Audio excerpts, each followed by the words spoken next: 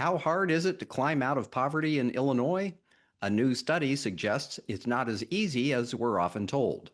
From Capital News, Illinois, it's Friday, July 18th, 2025. I'm Peter Hancock, and this is Capital Cast.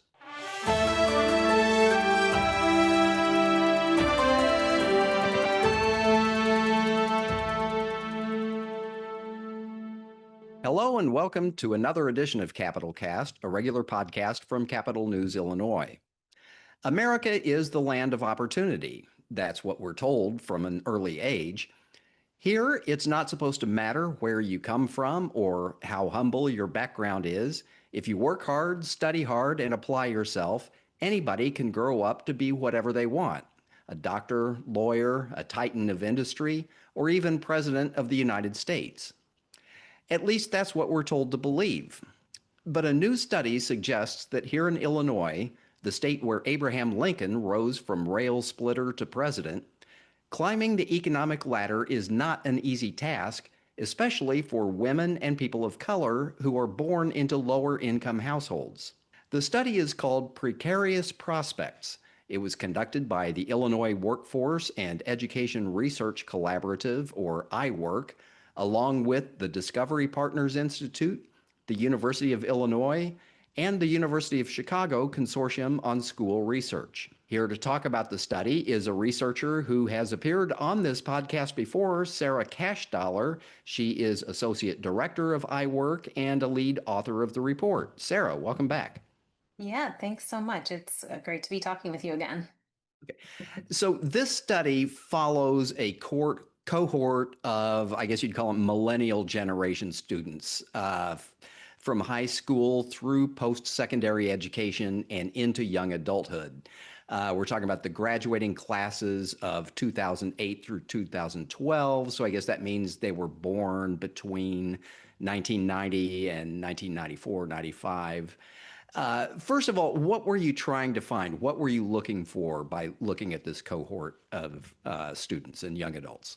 Yeah, I really like how you introduced the podcast because we were also, interested in that question. Is the American dream still achievable? Does someone born into a low-income family have opportunity to become upwardly mobile? And if so, is the best route still a college education? I think that especially is on many students and families' minds these days. And so we wanted to know, what are the outcomes of students born into low-income families, and then what are the trajectories, that got them there? And so, bottom line, does college still matter? Because we hear a lot these days where high schools are becoming increasingly focused on career and technical education, and they're told that students are told that a four-year degree is not necessarily vital to having a prosperous career in the future. There's a lot more emphasis on getting industry certificates or different kinds of training that might be short of a four-year degree. Is a four-year degree and presumably, graduate or professional degree after that, are those still valuable in the economy? They are. The primary route to upward mobility that we saw was a college degree, and specifically that four-year degree. We saw that there was about a $30,000 earnings gap between those who had the bachelor's versus those with just a high school. And there was also a pretty steep gap between those with a bachelor's and the next highest level, which was associate. And the bachelor's, it pays off for students of all economic backgrounds. That said, it wasn't the only pathway toward higher earnings. There were programs of study and industries that were higher paying than others, even for students with less education than the bachelor's degree. So we can talk about some of those if you want. Um, CTE is actually another research area of mine. And historically, when we look back to when it was called vocational education, we thought of it as being separate from a college pathway. But CTE today is designed to be very much about college and career readiness. Part of the idea is that work-related learning can be very motivating and give direction and engage students in academics. And Yes, it can lead to careers that don't require a college degree, but for the most part, I think it's about preparing for all types of education and training. What are the best degrees to have, and what are the most lucrative fields? And remember that you're talking to a former political science major who went into journalism. Don't expect you to mention either one of those. Uh, but generally speaking, if you were advising a high school student today, what are the best degrees to have, and what are the most lucrative fields that you found? I would say it depends on the degree level you're looking at. So for certificates and associate degrees, we see higher earnings for construction, for mechanic and repair technologies. So these are things like auto mechanics, HVAC techs, electricians, and also precision production. So this is like manufacturing. These are all areas that tend to have unions, and they also have been experiencing higher demand due to lower supply in recent years. And so there's some upward wage pressure in those occupations. And then for the bachelors, there are many industries that offer higher earnings. Two of the highest earnings were engineering and computer and information sciences. So the fields that those degrees prepare students for tend to be higher earning. And then we also saw utilities in general as an industry. So things like power line installers, wind turbine technicians, other utilities were very high earning. Okay, and so in this study, you have this very large cohort of students that you looked at from those years that I talked about, and you know what sort of economic background they come from, as well as other demographic factors, their race, socioeconomic background, gender. Um, how hard is it for someone who is born into a lower income family or who grew up in a predominantly lower income community to get into college, graduate from college, and then go on to look to one of those higher paying careers? Yeah, our data show that it's rarer for students from low-income backgrounds to go to college and get that earnings payoff, but it's not impossible. The question is, like you said, how do we support them in taking these pathways? And I would say we've made really great strides at improving college enrollment. There are still disparities, but the vast majority of the students in our study did attend college.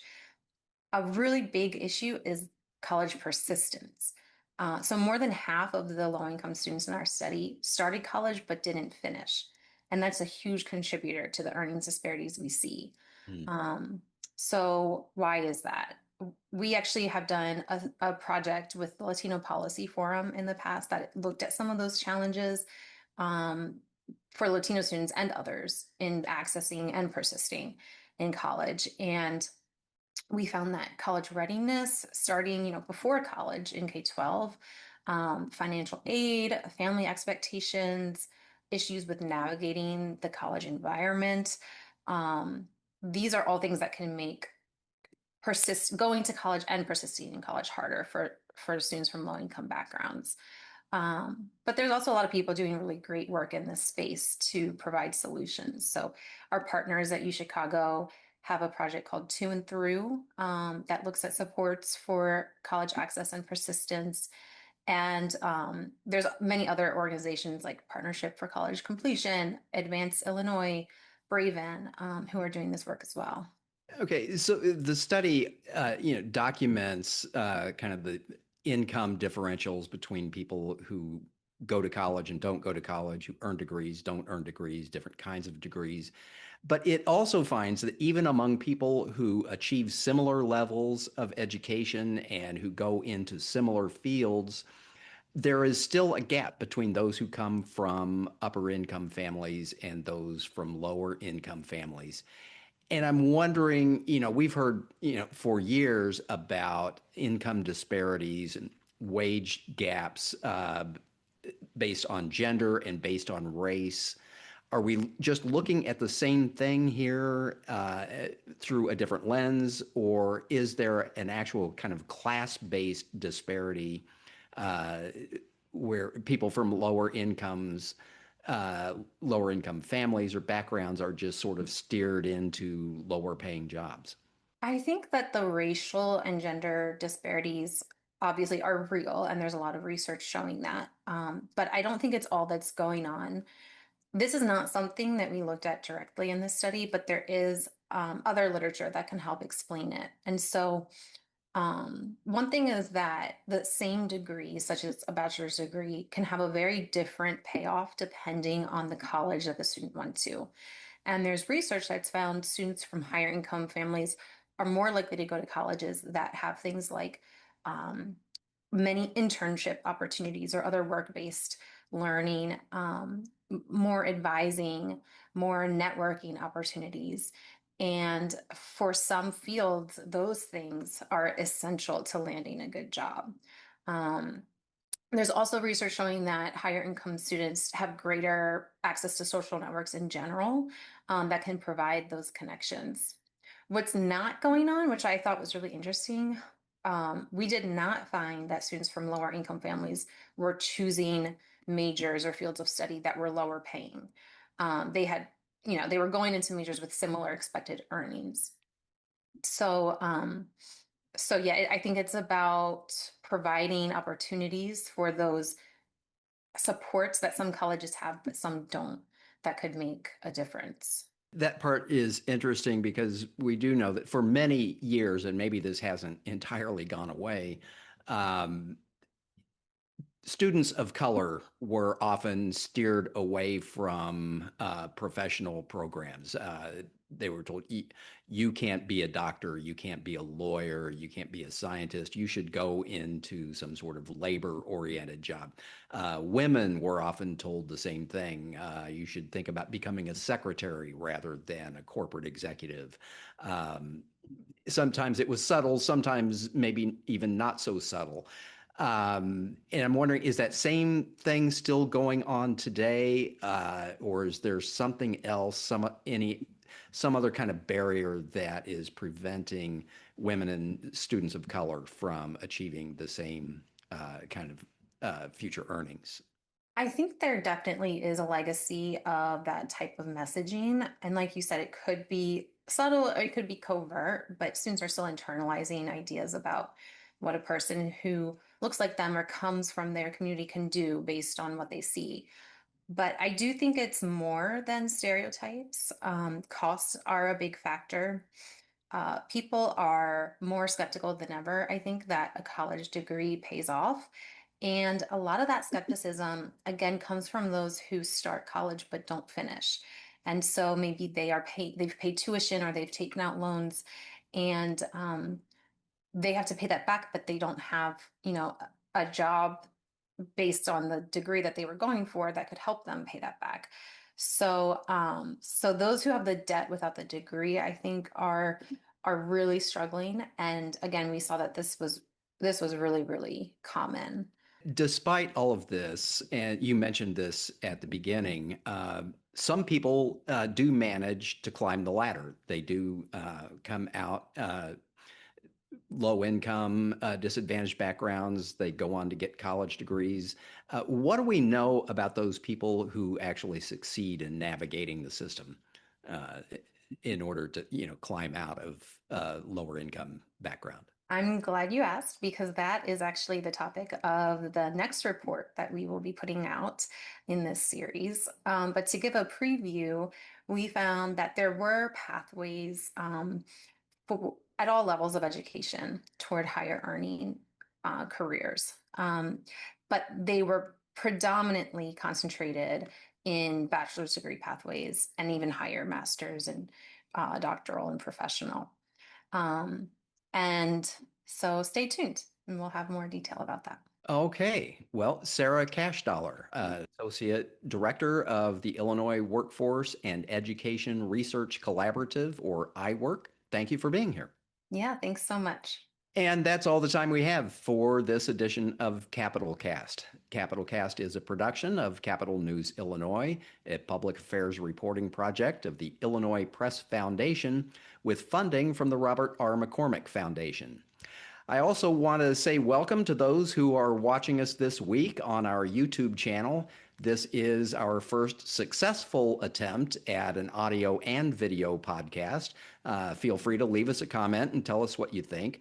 I also want to thank our video producer, Andrew Campbell, for pulling all of that together. Until next time, on behalf of the entire Capital News Illinois team, this is Peter Hancock saying thank you for listening.